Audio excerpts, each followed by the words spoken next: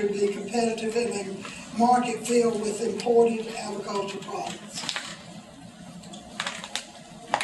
Well, you know, we are fortunate in our state, and I was glad to hear Gary Black earlier tonight.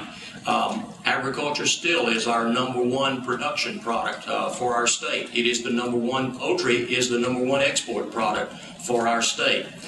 We have great agricultural resources, whether it be row crops, whether it be the poultry industry, the beef industry. We've lost most of our dairy industry, unfortunately. But I think the important thing is this, is that we have fair and balanced trade. A lot of that depends on what happens with our trade agreements at the federal level. I was pleased to have a role in dealing with one of the most critical crises we had in agriculture in Georgia, and that was the salmonella scare with peanut butter. I was the chairman of the health subcommittee. We had that in our jurisdictional base. And quite frankly, I think I did a good job with it because the peanut shellers awarded me an award for my work this past year in trying to solve that problem. It is an important product for our state. I'm somebody who understands that. Thank you. I think one of the things that we can do is have a stronger partnership between the state's Economic Development Commission and our next Agriculture Commissioner. And that will be very important as we look at how we're going to diversify the industries within our state, because we need to be players in this emerging area of bioag, and those partnerships are going to need to be important. On the export side, absolutely, we need to be promoting more there for our state. And I think, again, for all of our ag industries, looking at this tax climate and the regulatory climate and modernizing is going to be important. And for the new ag commissioner, for Gary to be able to do his job, he's going to need to have a strong partner in the governor's office, and he will have that in me.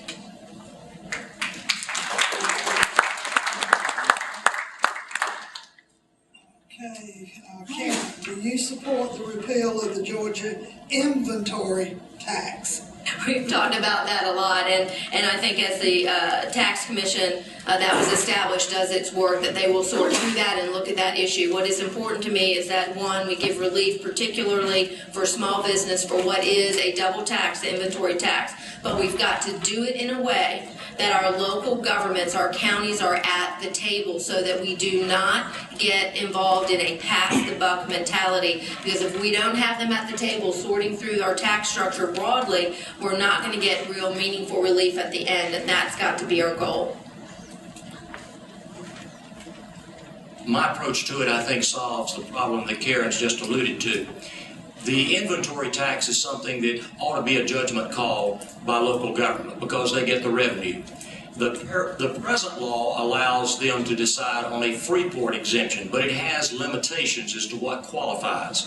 My tax proposal that I mentioned, the Real Prosperity Plan, would give local governments the option of eliminating all inventory tax. I think when you do that, you then say to communities, if you want to really be competitive, then you probably are going to remove it. You know, quite honestly, those of you who know this issue, isn't it ridiculous that we see certain businesses having to put inventory into big transfer trailer trucks toward the end of the year and ship it across the state line only to bring it back after the first of the year? What a waste of motion and resources. It is a ridiculous situation. We ought to try to remedy that, and my proposal would give us a way to do that fairly with input from local governments.